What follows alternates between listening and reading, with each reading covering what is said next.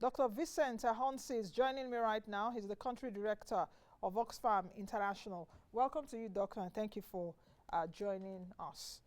So much to talk about. Your reports released earlier this week. It's actually, why is it really a tradition to release your report on the week of the World Economic Forum? Because that's what your organization does. Why is it so? Thank you so much, Nancy, for having me. The reason we do this study every year is to see the health of the nations. How are we doing concerning the issue of poverty? The SDG number 10 says we have to reduce inequality, which is the gap between the have and the have-nots. And every year we know that in January, sometime in January, the rich and the famous and the powerful, they will gather together in Davos and they want to discuss the future of humanity. Mm-hmm. And we think it is appropriate to put things in perspective. That is why we do that every year. And unfortunately, like you have said, it seems to be that there's no end in sight to the issue of the poor getting poorer. And unfortunately, this year we have found out that not only are the rich getting richer, they are actually driving more and more people to extreme poverty, which is very concerning. This is where Oxfam and partners are very concerned. Now, very strategic that Oxfam always releases the reports when the global elites will be gathering in Davos. I guess they are still there. It's ending today. Over the years, do you think that the billionaires that gather, world leaders, business executives and all of that gather at the World Economic Forum in Davos, do you think they really take this report into cognizance and heed to it? Obviously, they do. They do. But we have to look at things from the perspective of the people gathering there. These are, we also have the fossil fuel executives, mega executives, conglomerate executives there. So the pressure is on. Now the study is all about looking at governments across the globe. We have to again take that into consideration. Oxfam and partners studies countries across the globe, and the last one we did was a study across 161 countries. How do we do the study? We look at three core pillars.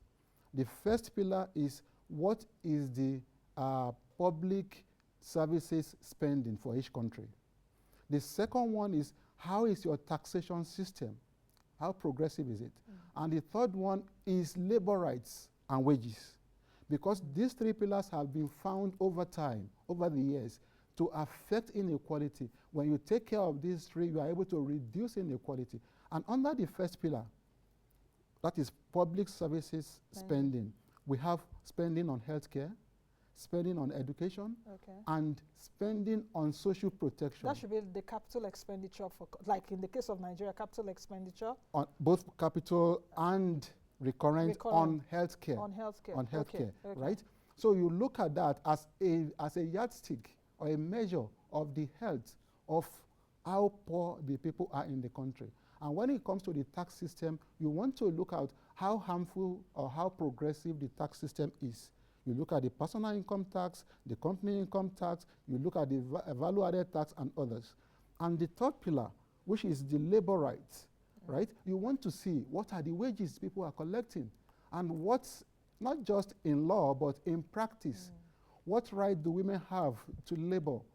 And what are you doing to protect the interest of workers? So we have done this. And the last one we had in 2022 was, like I said, about 161 countries.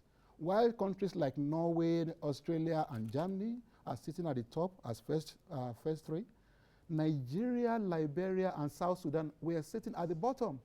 Nigeria came 159 position. Out of 161? Out of 161. That means we beat two countries. Just Liberia and South Sudan on our commitment to reducing inequality. Anyway.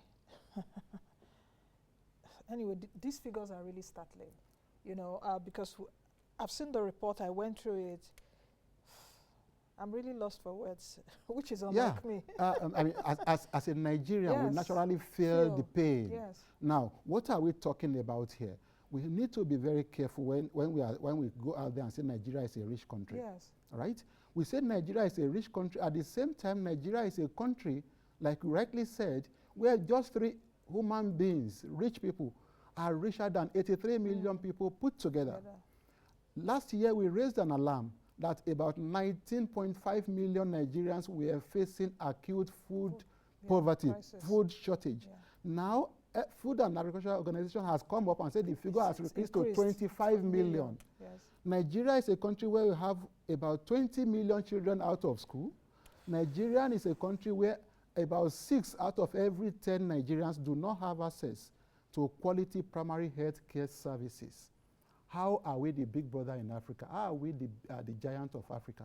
So these are the issues we are talking about. The rich are getting stupendously rich. The poor are getting poorer. We say the government has got to come in and just look at what's your analogy. In the last 2 years, between December 2019 and December 2021, Nigerian billionaires increased their wealth by as much as a third. They didn't just increase their wealth. How do these billionaires get their money? Wealth, yes. That is coming to that. Now, they don't get their wealth are not earned. They are unearned wealth. These are wealth you get on investments, on capitals, and everything. And how do they get that? While there was COVID-19, the rich people were the ones who were in charge of the medicaments, the pharmaceuticals. So there was a windfall. They made billions while you and I, people were losing their jobs, they were losing their source of livelihoods. And as we are coming out of the pandemic, the prices of food skyrocketed and the price of energy skyrocketed. And the companies started making huge profits again. And when they make these huge profits, some of them even double their profits. And these profits, when they make it, over 80% of it are now plugged back to their rich shareholders. These are money they make at the back of you and I, the bottom 99% out of our mystery, right? And now we are saying that, why can't we just do something a little bit innovative, especially back home in Nigeria? We say we are our brother's keepers. Yes, there has been a windfall of a third.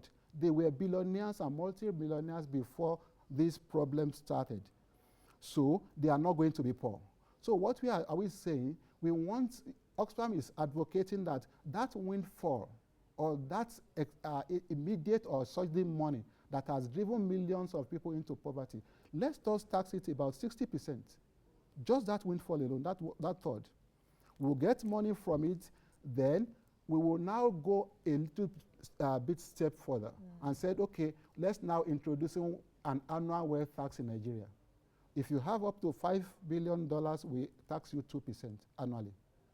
If you have over about $50 million, we tax you 3%. Very small. If you have about $1 billion, we put 5%. Nigeria will be making $3.2 billion minimum from that alone. And the windfall tax, I talked about initially, if we tax that one, we get billions of dollars from that again, right?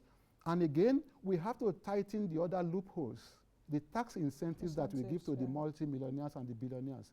There is a myth that when you give tax breaks to billionaires, probably they will now have the enabling environment, they'll be able to work very well, make more money, more jobs, and bring the more money. More people. Exactly. So it's actually a myth. It's a myth. According to Oxfam. Not just Oxfam. Because a lot of people will say, create an enabling environment that the private sector creates jobs. The private sector will come and say, we create jobs, enable us with policies, regulation, give us a break on taxes so that our companies can flourish, we can employ more people, and thereby having economic growth. So are you saying there's no common sense in that? Or the rich are indirectly using that to rob the rest, the 99% of humanity? Exactly. For the past 40 years, it has been studied that does not increase, the wealth does not trickle down to the 99%. What the rich simply do, you give them tax breaks, they pay less tax, as small as 18% on this wealth. And you now say, okay, fine, let's give you a tax break. Let's give you an incentive. In Nigeria, they have two very critical tax incentives that I'm a little bit more concerned with. Which first one is what the FIRS, Federal Inland Revenue Service, gives. Okay. It is called Road Infrastructure Credit Scheme.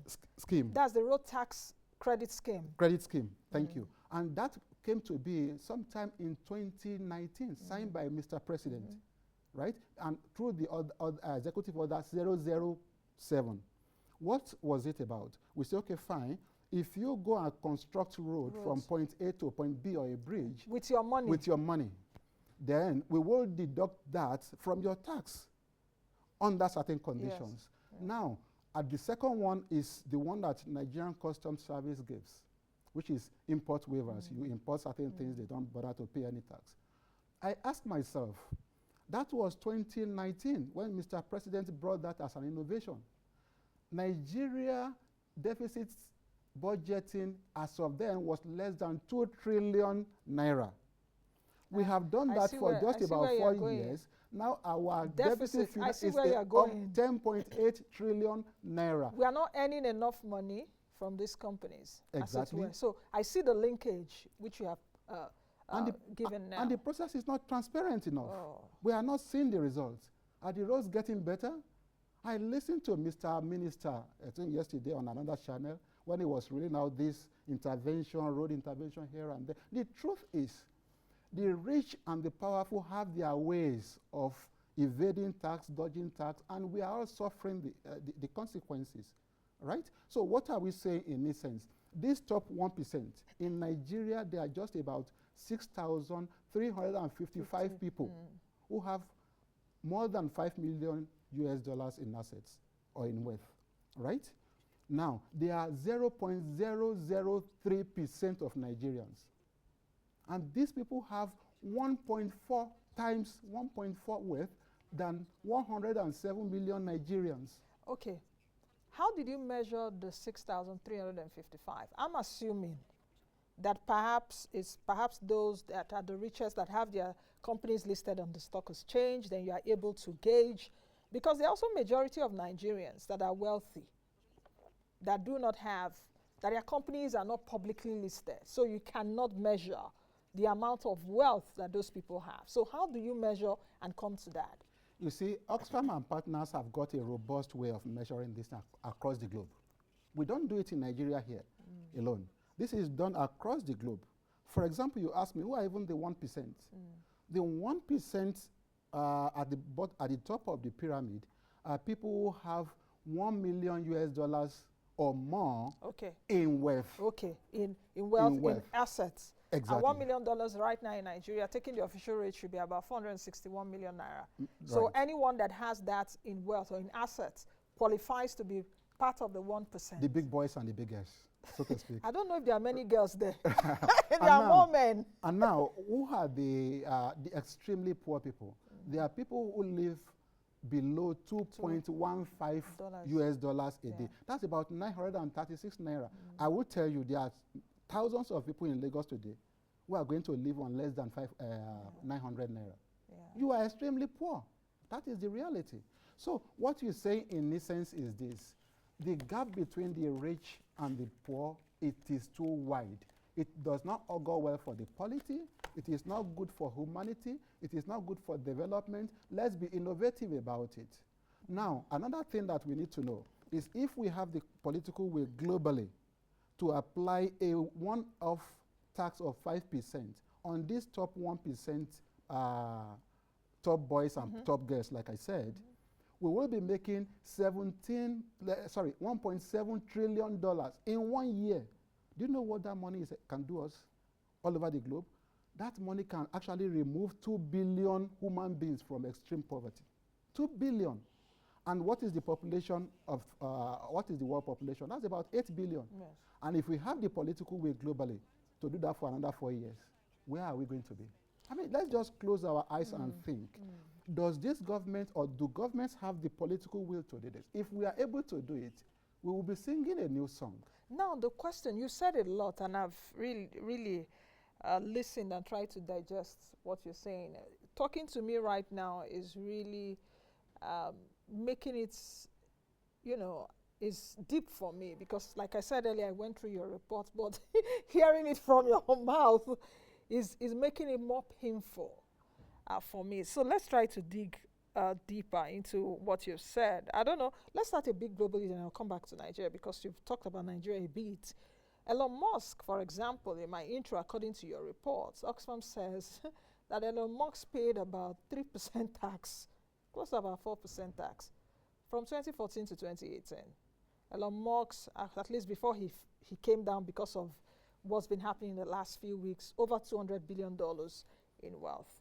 Meanwhile, a woman in Uganda, perhaps that is involved in flower trade or does pastries, who earns about $80 a month, is taxed 40%. If you dovetail to Nigeria, the story is not also a bit different. Mm. Your report also mentioned that every billionaire is a policy failure. Why is that? Thank you so much. If, just hold on, sir. If you release this, your report, all the time that the global elites gather in Davos, and I asked you earlier if things have really changed, if they are even listening. From this, with what I'm seeing, I don't think things are changing. So you can answer both. Yeah, I think you've asked a couple of very interesting questions here. The first one, are we surprised that the billionaires are paid even less than the common man on the street? I am not. Oh, that is the reality. We are talking reality. We are not here for taste by moonlight. We are talking facts, right? If a former president can be found to just pay about $800 in tax, a billionaire recently, are we surprised? These are people who know how to take advantage of the system. Somebody was asking me, the billionaires make the rules. How do you want to tax the billionaires? They know the rules, they have the lawyers, they are able to have access to all this. Yeah. And they are able to look for the loopholes and see how they exploit it. Yeah. Do you know one funny thing? During the pandemic, when we have crisis, when we have pandemic and everything, rather than having their taxes increase, some governments actually brought their tax for the rich down. While the poor were paying more. That was about the same time that Nigerian VAT was increased from 5% to 7.5%. Yes. And VAT is a tax on the common man on the street, on goods and services. Let's be very careful. Now, what are we saying? If you can remember in 1918, sorry to draw you back to history a little bit, there was the flu pandemic. In the 1930s, there was, number one, there was the Great Depression. Yeah. And number two, there was the Second World War. 1929 or so. Exactly. Great Depression, Exactly. What did the rich countries do? What they did was because the rich were able to make more money, they increased tax on the rich. They taxed them very, very not just, extremely. And they were able to make money, and they used it to service their education, their health system, and they were able to recover. That is what we are asking for here. Tax them, please. And if you drive down to Nigeria, what are we talking about here? We're talking about 6,355 big boys and big girls. The last study, we were able to track about 4,390. Now they have increased. Last time, Nigerians were not as poor as we are. Now we have 133 million Nigerians in multidimensional poverty. You and I are poor. That is the truth. 99% on the streets are poor. And if you take that a little bit further, what is the effect of these billionaires on the environment, on the climate? Very important. While it's taking you and I to make $1, it takes that same time and effort will take a billionaire to make $1.7 million. Yes. That is the truth. But while you and I are contributing very minute to the climate change in terms of our carbon emission, a rich billionaire contributes 1 million times carbon emission to the environment than you do because of their polluting investments. So why can't they pay their fair share? This is the question. We need the political will. It is the right thing to do, and it has got to be done. The question is also why it's not being done. That is the question. For those watching us and you want to be part of the show, you can send your comments and your contributions. You've heard startling statistics here on the program. Dr. Vincent Afonsi, Country Director, Oxfam International, is just dishing it out. Dishing it out, the report. Now, let's take a look. Let's come back to Nigeria and look at the aspect which you mentioned. Let's dimension it a bit. tax, VAT increased 7.5%. We also CIT and company income tax. Minimum wage is 30,000 naira. In fact, at the World Bank December updates in December update, that's just last month, I moderated that event. And at the release of that report, the chief economist for the World Bank did say 30,000 naira is worth 19,355 naira now. And, you know, it just jolted me at that point. So if you take a look at minimum wage, 30,000 naira, which is about less than 20,000 naira now, then you mentioned the public spending and the capital spending. If you take a look at even the recurrent expenditure, sometimes is higher. In the case of Nigeria, looking at our history, capital expenditure now, if you even take a look at it, Nigeria is just a sorry case, because even our debt servicing is even higher than some other infrastructure or even some things that we need to contribute for human development. So how do you dimension all of this? And you made a very interesting point that from COVID year, that's 2020, till about 2022, when we saw a lot of innovations, policies from government to help the country navigate COVID, these rich people have gotten richer because of those policies. So how do we navigate? What kind of model now will work? Thank you. The model I think will work is one. You look at, for example, during the pandemic, we are still struggling to say, some states are saying we are able to pay 30,000 minimum wage, some are saying we are not able to pay 30,000 minimum wage. But under normal circumstance, during the pandemic, we expect wages to rise for workers. But that wasn't the case. And not only that, what you have is that you have the services were not there. The services were poor, both health services, education was in a problem, and they told us about school feeding, and some people say, okay, these school feedings, what are the question mark of feeding children who are in their parents' homes and you are feeding them in school and all that. We just have to turn a new leaf. One, the first thing is that we need to block all the loopholes. There are too many. Corruption is one of Nigerians' biggest problems in this country. The second one is the debt burden.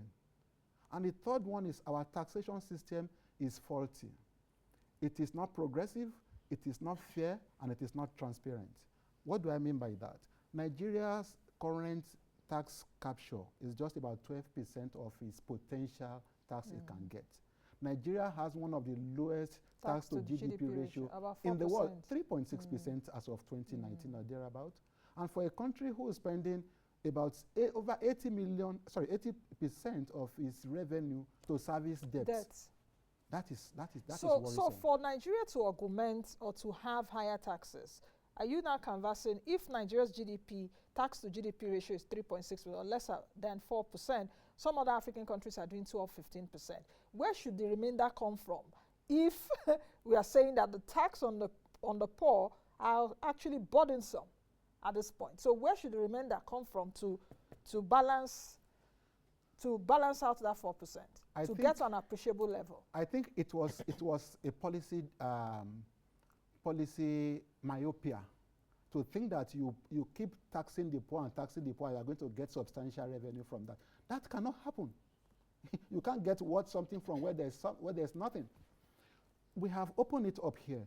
We said number one, tax the rich. You will get substantial amount of revenue from that. I've told you how we are going to do it. The second one that we need to do is to now step back and block the loopholes. Stop giving incentives. Nigeria loses about $2.9 billion annually to tax incentives alone, and tax breaks and tax holidays. This is the money, these are monies Nigeria need, yeah? And the third one is that other scheme they call fuel subsidy. Though we said we are going to, that is going to be stopped in June this year, but we still have about over 3 trillion naira allocated to that. Yeah. You look at the 2023 budget for Lagos State, it's about 1.8 trillion. And Lagos is priding itself as the fifth richest or fifth largest economy in Africa. So if that much of money is what Lagos is going to spend for the whole year, 1.8 trillion, and we are going to lose 3 point something trillion just in 6 months and yet we are still buying fuel. The last I bought fuel was 250 naira per liter. In this Abuja? In Lagos. Okay. Now, so what are we talking here? There is corruption, there's a lot of loopholes, and we are not doing what we are supposed to be doing. I hope these folks going around the country campaigning that they want to be president, I hope they are keeping eye on all these things we're talking about. I'm also concerned about that because, fairly speaking, I really haven't heard the top candidates talk about inequality, because there's a difference between inequality and poverty, isn't it? Exactly. What's the difference? The difference between, you see, poverty is a subset of inequality. Equality. So to speak, right? When you have inequality, poverty is one thing that shows up, right? Yeah. So it's like, it's a symptom of inequality. You understand? So I hope they are listening, because now maybe they are having 8 hours sleep. They think it's going to be, it's a jolly good fellow when we get to Aso Rock. It's not going to be. Right? They are going to, this is the time they have to start thinking, how do we handle this? Nigerians are hungry. Nigerians are poor. Nigerians are sick. How do we help them out? Let's step back a little bit. If we don't have what it takes, if you cannot tell us what you are going to do about it now, if you don't have the mental acumen to think around how can we be innovative about it, don't come dancing at the rally. We are not interested in dances. We are not interested in much slinging. We want to hear solutions to our problems, which are myriad. There are so many. The other question, I heard you clearly also, but I really want to get an exact in terms of how much should the richest people pay in taxes. Dr. Ngozi Okonjo-Iweala, when she was finance minister, did come up with an idea at that time. I think she called it luxury taxes or something. There was also the idea of property taxes. For example, in Abuja, you go around, you see a lot of properties are empty. You just go in there and try and find out how much is it going. You'll be like 1 billion, 2 billion naira in this Abuja, even here where we are, around those environs. So how much tax should the richest pay in Nigeria? There is no reason why the top 1% cannot be. There are different types of taxes, by the way. The first one I want us to really deal with is what I call this windfall or solidarity tax. Because you have made so much in the last 2 years out of our ministry, we should be able to tax them 60 to 80% of what they have made in the last 2 years. I mean, it is the right thing to do. It's the moral thing to do, right? Won't they also come one way or the other? Sorry to butt in. Won't they also come one way or the other and manipulate the system and say this is what we've earned in the last 2 years? Because some companies also do that. Yeah, you see. Book cooking. And who helps them to do that? Is the lawyers, unfortunately, and those who know how. But I think if we have the right people in the right places in government who have the determination and have the political will to do it, it is doable. That is number one step. The other one is what you call annual wealth tax. Nigeria does not have what you call inheritance tax. People have accumulated so much and one day just leave it to one son or one daughter, and that is it. There should be inheritance tax, for example, like you have said. There should be property tax. And the taxing regime should be varying from one to the other. According to that, it's level to level. Level to level. Okay. And it, location to location. I mean, there's a way this can stand the scale. I'm so sorry that the length of time we have here will not allow me to really go into the details. And beyond that is that we also have to look back and say, where are we losing money? The size of government is too big. You understand? You see, we pretend as if all is well. You see a minister still going around with a retinue of 8s and 8s. We keep spending money that we don't have. And we keep importing things that we don't need. We keep eating things that are not necessary. We don't need all these luxury wines. Why can't we produce rather than being a consuming country? These are the issues we're talking about. Nigeria is the biggest secret. I heard somebody said, Nigeria is the biggest secret in the world. Yeah. The potentials are there. We are the ones keeping our countries down. Our country down. If we just do the right thing, we can turn this country around. We can stop the bleeding, by the way, as soon as possible. Then we start rebuilding. If we have the will, the Nigerian people are ready for it. What they need now is the leadership, the political will. And unfortunately, the elites need to look at this direction. Because at the end of the day, like we say in Nigeria parlance, everything is 6 feet. No matter how much wealthy you are, how educated you are, how poor you are. At the end of the day, we are very, very believing people in this country, whether you are Christians, Muslims, or pagans. At the end of the day, in 6 feet, we go with nothing. So what is the benefit for us? For us. Doctor, my director just told me right now that he forgot to give me time check because he's talking to me in the ears. Everyone is overtaken by what we're discussing, and we've got to go. But I need to ask you this question and answer in 30 seconds. With this, the launch of this report earlier this week, have you been engaging government agencies, ministers? Have you? Obviously, because the whole instance is for us to engage with it. It's for us to advocate with it, and it's for us to plead with it. We are talking to their souls and their minds and their hearts. Yeah, and that is exactly what we are doing, and that is one of the reasons why I'm here today. Yes, that is also one of the reasons. Thank you very much for coming. I guess we'll do another session. We will do another session. I promise to bring you back because the report is, I think it's a 57-page report, if I'm not mistaken, and we've just scratched the surface. There was an aspect I wanted to ask you, greedflation, corporate profits that is also driving up inflation, which we've seen in the world. We didn't talk about that. So you come back again to speak about that. Okay, on that note, I really have to end the show today and this week. This program is a program that you need to go on YouTube and share across your network, share with people in high places so that they understand that the inequality we have in Nigeria is killing many of us. The richest 1% in the world are richer than the 99% of the rest of humanity. I've been speaking with Dr. Vincent Afonsi, who is the country director of Oxfam International. Be the best you can be and be the change that you want to see. I'll see you all again next week. Bye now.